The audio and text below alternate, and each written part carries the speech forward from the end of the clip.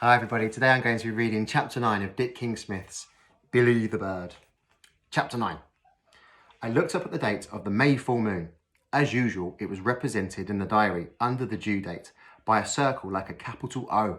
Thus, capital O, full moon. Though I did happen to notice that on this particular date in May, it read capital O, full moon. And then in brackets, lunar eclipse. I had no idea what those last two words meant, so I didn't mention them to Lilyleaf. In fact, I never thought about it until the actual night. It was a warm one, and Billy flew off after midnight in his blue pyjamas with a pattern of pink rabbits. I stood at the window in the brilliant moonlight looking at that great round circle in the sky and the pattern of darker marks upon its white surface. Some people thought of it as a face of a man and talked about the man in the moon. Some people swore they could see the outline of a hare. As I stared at it, I noticed a curious shadow starting to appear at the lower rim of the circle, as though a curved dark cloud was beginning to intrude upon the moon's brightness. I tried to keep on watching because the shadow seemed to be getting bigger, and so the moon's light became less.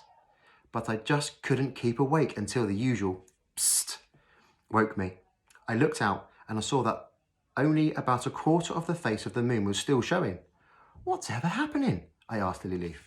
"Didn't it say in your diary?" she said. "Say what?" "That tonight's the night of a lunar eclipse." "Oh," I said. "Oh yes, but I didn't know what it meant." "It means," said the cat, "that now and again the full moon enters the shadow of the earth. Then before long, that shadow spreads right over the face of the moon and almost blots it out." "Blots out its light, you mean?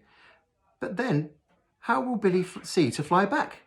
"Let us just hope," said Lilyleaf, "that he is able to fly back. Better open that window ready." Just then we heard a sort of thump on the wall outside. It couldn't be that cat burglar, could it? I thought. They locked him up, didn't they? I looked out and leaned over, and there, clinging to the ivy just below the window, was my little brother. "Mary, Mary, help me!" he cried, and I stretched down and grabbed his arms and somehow managed to pull him up over the windowsill and into his bedroom. "Whatever's happened?" I said. "Why didn't you just fly in?" "I couldn't," Billy said. "I was flying really, really high, and then it began to get darker and I began to come down, lower and lower. I couldn't help it, and I got so tired I thought I was going to crash land. But I just managed to cross the lawn, and I nearly got up to the window, but then I felt I couldn't fly anymore, and I just grabbed hold of the ivy." He yawned enormously. "Help me into bed, Mary," he said, and I did, and immediately he fell asleep. Before I went into my own room, I looked out of Billy's window and saw the last thin gleam of that May full moon disappear, completely covered now in the lunar eclipse. All was pitch black. In the morning, Billy, of course, remembered nothing about the drama of the night. Mum and Dad knew nothing about it either. At breakfast, Dad opened his daily newspaper and said to Mum, "Fancy, there was an eclipse of the moon last night." "I didn't know that," Mum said. "I didn't know that," Mr. Keylock said when I told him. "Billy started to lose his power of weightlessness," I explained, "because of the full moon being eclipsed. He was lucky to not have crashed." Just then, Billy came down the garden carrying a dandelion, which he gave to the guinea pig. Mr. Keylock twiddled his ginger moustaches. "You're a good boy," he said, "even if you've become weightless again." Whatever does he mean?" asked Billy as he walked back up the garden. "You don't remember, do you?" I said. "Having such a job to get home because of the eclipse?" "Eclipse?" said my little brother. "What are you talking about, Mary?" I sighed. "At least you won't miss flying," I thought, "because you've never known that you can. But I shall be very sorry if you've lost your powers."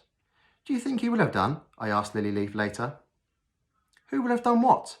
"Billy lost his powers of flight," I said, "because of the eclipse." "Yes," said Lilyleaf. "I do think that. The moon, as all cats know, is a magic body, and your little brother could somehow use that magic, even on cloudy nights. But because the moon was completely blackened out by the eclipse, I believe that may have cut the magic cord that bound Billy to it." And sadly, he was right. The moon waxed month by month, but never again, even when it was full, did Billy the bird defy gravity. Perhaps it wasn't anything to do with the eclipse. Perhaps he'd just grown out of it. But on every date where my diary recorded, "Oh, full moon," I kept watch in the evening, and Lilyleaf did so throughout the night, keeping guard over my little brother, waiting for him to levitate, to rise, just a few centimetres perhaps, a couple of metres, up by the ceiling maybe, as he had first done. But he never moved. It's no good me telling him all that has happened, I said to Lilyleaf. He just says I've been dreaming, or thinks I'm mad. Only you and I know the truth. You and I, Mr. Keylock. And the cat burglar, said the old cat. One evening, the following June, almost exactly a year since Billy's maiden flight, we were all sitting on the swing seat, on the lawn, enjoying the sunshine evening. Mum and Dad and Billy and me and Lilyleaf and Mr. Keylock. It was late, well past Billy's bedtime, but it was such a lovely evening that he'd been allowed to stay up. Suddenly, he saw a pale, ghostly shape floating across our garden. Look, said Dad, an owl. Oh, said Mum, wouldn't it be wonderful to be able to fly like that? Wouldn't it, said Dad.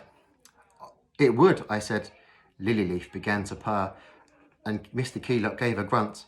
People can't fly, my little brother said. You're right, Billy, Dad replied, because of the force of gravity. A person could only fly if he or she was weightless, like astronauts in a spacecraft in orbit beyond the Earth's atmosphere. I dreamed, I said, and I squeezed Mr. Keylock and nudged Lilyleaf. I dreamed that Billy could fly, and as I said it, I wondered for an instant, did I dream it all? Me? Fly? Don't be silly, Mary, said Billy the bird. And that is the end of our story. I hope you enjoyed it.